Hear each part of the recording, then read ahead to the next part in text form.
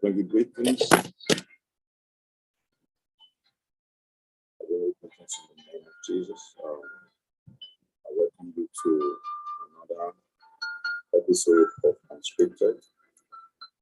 And this morning, we just want to look at what we see. Now, we have our sight when it comes to making decrees and ruling over circumstances and situations. Our sight is very, very important. So we are going to spend the next few weeks talking on our senses, what you sense, what you perceive, what you smell, what you taste, what you see, what you touch. All of these things, they play out. They have very strong, they amplify some of the things that affect our environment. Because whatever you see is what will determine the things that you say. So we are starting off with that this morning. And it's very important that we look at things. In John chapter 8, Jesus was saying something right there.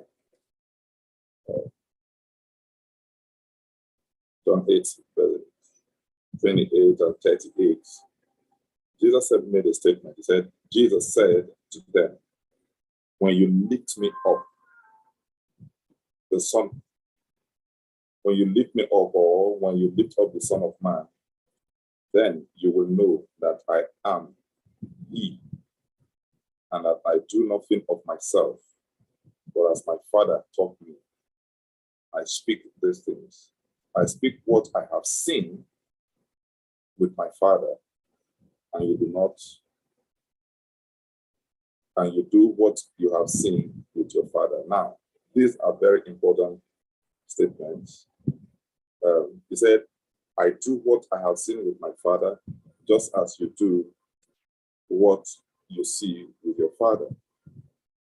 So the question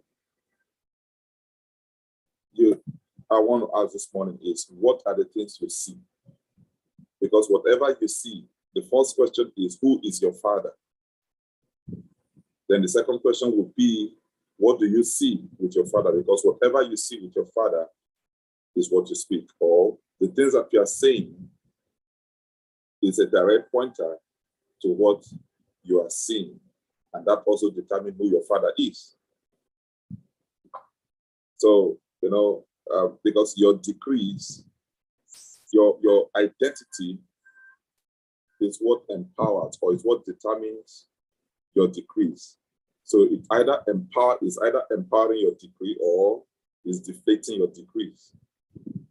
And when we talk about deflations, we're talking about things that we complain about based on our sighting, things that we are afraid of based on who we call our Father, things that we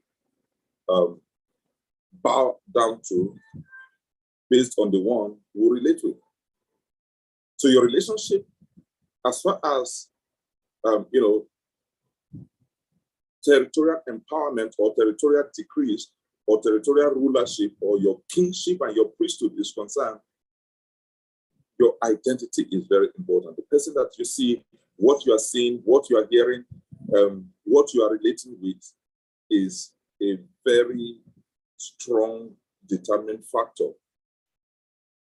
when it comes to your rulership, whether as a king or whether as a priest. That is why your priesthood is so very vital when it comes to the ruling over the territories that God has given unto you. Because your priesthood is what gives you access to see who you see. Your priesthood, if corrupted, you will start seeing everything that the enemy is doing, the adversary is doing. And of course, by reason of your sighting and the things that you see, what you start releasing are corruption. And that is why that was your ordination is to fix the earth, to repair the earth, to replenish the earth, to dominate the earth, and to control every resource, and to harness those resources for the edification and the building and the beautification and the fixing of the universe. You will start using it to destroy the universe. That is why you see across the nations of the world, people, the very thing that they were supposed to harness for the beautification of the universe is what they are now using to destroy. Look at, there are threats here and there. You hear nuclear threats, you hear biological weapons. I mean, people are literally designing biological weapons just to wipe out the whole nation. Look at the issue of COVID. All of those things are corruptions. If men can create such powerful weapons and, where they weaponize diseases, just imagine if we come into alignment, if systems, if hearts are brought into alignment, imagine how the beauty, you just picture, it will indeed be heaven on earth. No wonder the Lord is going to melt away this earth with a fervent heat because of so much corruption, like it was in the days of Sodom and Gomorrah, when there was so much perversity, so much perverseness in that city. The Lord had to come down. He went and visited to see if the things, the cry that have risen unto him, if they are so, then he will know what to do. Could it be that God is already investigating, he's already checking us out to know if the cries that are now rising up to him, the bloodshed, the nations rising up against nations, the oppression, the perverseness. Look at, you talk about the LGBTQ and all of that. When men are beginning to do with men what was meant to be done with the opposite sex, now they are even teaching children and all of that. All of this corruption and perverseness is the same exact thing that you and I, our ordination, were designed to fix. When Jesus restored man, when man was restored in the resurrection, in the death and the resurrection of Christ, it was to bring us back to our original design, where we begin to fix the earth, where we begin to fix the universe, where we begin to take control of all the resources to implement them for the purpose of repairing the whole universe. We allow our emotions to control, we allow everything. And all of these things are based on what we are seeing, what we are hearing. And that also is determined by where the place that we are occupying. So the question is, where are you occupying? And I will help you answer the question. You will know where you are occupying based on the things you either perceive, the things you hear, or the things you see. So what are you seeing? What are you hearing? What are you perceiving? These three things will give you a clear pointer to the place that you're occupying and who you are seeing. And that also determines who your father is. So who is your father? If God is your father, you can be sure that in every situation and circumstances, there will always be something that assures you that this too shall be fixed. But that is your ordination. Isaiah chapter 58 tells us that because you have waited on the Lord, your fasting and your prayers are designed, are in line with your ordained priesthood, which is to what? To intercede for those who cannot intercede for themselves. To stand in the gap where you deal out your daily portion of your bread to the poor, those who are hungry. You clothe those who are naked. You heal those who are sick. Now, when you do that, he said, you shall be like a well-watered garden. You become a repairer of the breach You become the fixer and the restorer of the old waste places. In other words, the desolated places, you fix them. What it is that the fragrance of your priesthood has the power to flow and to hover over nations, over dark spots, to bring light into a place where there was darkness. You are the light of the world means that as you come into divine alignment, as you reset, as you are recalibrated, your person, the fragrance of your personality, which is the fragrance of your priesthood, as it hovers over the atmosphere, it begins to realign things, it fixes things, and it restores the things that had been wasted. And the desolation of nations are transformed into divine visitations and divine orchestrations for supernatural encounters and supernatural outbreaks. And that is why, what is the aim of this series of Unscripted? It is to bring you back to your place of authority so that you will be conscious. You'll be awakened to the consciousness of your originality, which is as restored back in Christ, through Christ unto God.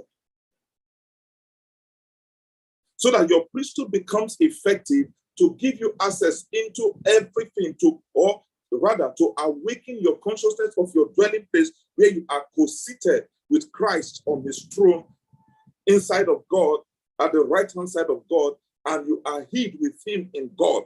So you know everything about God. You see everything about God. You hear everything about God. And that changes your perspective of the way you have seen things around your nation and the territory that you have, that you sit in council to preside over. You have a council. You have a signatory. You have a scepter in your hand. Why? Because as a king and a priest, a king has a staff, and a priest has a staff, and a king has a scepter. The scepter of your kingship and the staff of your priesthood, they are two powerful equipment, divine equipment to dislodge things. You know, when you watch some of these films, take Merlin, for example, you have watched a series called Merlin, and you see the priest with the staff. When he releases the power in that staff, you see that whatever was impossible, the power of the staff turns impossibilities into possibilities. Now, that is even a corrupt system. You now imagine if when you come into alignment with your ordination as a priest, ordained by God, sealed by God, called by God, anointed by God, you just picture the kind of releases, the kind of ordination. You just picture the kind of restoration, the kind of dominion that you wield. The Lord is calling us. Say, ascend. Fix your gaze on things that are above. That is where your power is. That is where you are seated on the throne. He said, so be conscious of that realm and start ruling and reigning over situations and circumstances. The whole nation, they are waiting for you. They are waiting for me. Not just the whole universe. The galaxies, they are waiting. Their expectations are high because they know, they have seen, they have read, they have perceived what God has put in you and me as sons. And they are waiting for us to unleash the grace that is locked within us. They are awaiting the time that will begin to come into the full operation or a conscious operation of the power that is locked in us. And brethren, You out there, the time has come. In that territory where you occupy, start from your home, start from your street, start from your office, start from the vehicle that you get into. Walk in the consciousness, awaken, call forth the consciousness and say, I am, I am, I am, I am. I am he whom the Lord has sent to fix the universe. I am a repairer. I am a replenisher. I'm a restorer of the old waste places, these desolate places. I am a restorer. I fix everything. So because I am here, nothing goes wrong. Because I am here, nothing goes wrong. Because I'm in this marriage, nothing goes wrong. Because I'm in this home, nothing goes wrong. Because I'm in this office, nothing goes wrong. Because I'm in this estate, nothing goes wrong. Because I'm in this territory, nothing goes wrong. Because I'm on this mountain, everything comes into alignment. It is taken and it is sealed in righteousness. I fix the things by my decrees, by my declarations. Everything, they are being fixed. Why? Because the Lord said it. He has done it. So based on that, I have become one with him. I am in him. He is in me. We are one. And together, we make a great team that cannot be broken. We cannot be overrun. Listen, I'll close with this morning. For the fearful, know this. Let the love of God become your base. And I'm going to make a very powerful, simple, but very powerful statement. Let this be your knowledge. That your day by day, that God loves you. Yahweh loves you. Jehovah loves you. He loves you so much. He loves you more, far more than Satan hates you. As terrible as the fragrance of hatred is that emanates from Satan, it is nothing when they can't even stand, they can't even be placed side by side, because the love of God overruns, melts, overwhelms the hatred of Satan. That statement, simple as it is so powerful when you understand that. That is what gives it emboldens you to step into territories where you never thought you could step into. Where in your natural senses, in your natural thinking, you will say, I can't join this, I can't do this. But when you come to know that the love of God is so powerful that he loves you more than Satan hates you, it changes everything. That is why it says he has not given you the spirit of fear, which is a result of your conscious, not of the of the activation of your consciousness, of the knowledge of the hatred of Satan against you and his onslaught. He said, but he has given you the spirit of love, boldness, and a sound mind. That boldness is what emanates from the love of God. Love makes you, the love of God will drive you into the height of your priesthood. The love of God unlocks the gates of the supernatural. So every time fear begins to swell up in your heart, when you're about to advance into the place of dominion, the place of replenishing, subduing, always let this statement rouse from deep within you that God loves me more than the devil hates me. The Lord bless you. The Lord cause his face to shine upon you. And as you step out, you walk in the knowledge of who you are, that you are the Son of God, that you are one with him. that you are enfolded in his love and that he loves you more than Satan hates you. God bless you. And God honor his word from your mouth, that his word from your mouth will become fire, and that as you speak, powers will be consumed. That word that says a fire goes before him to burn up his enemies round about, that will become your statement. That will become your portion.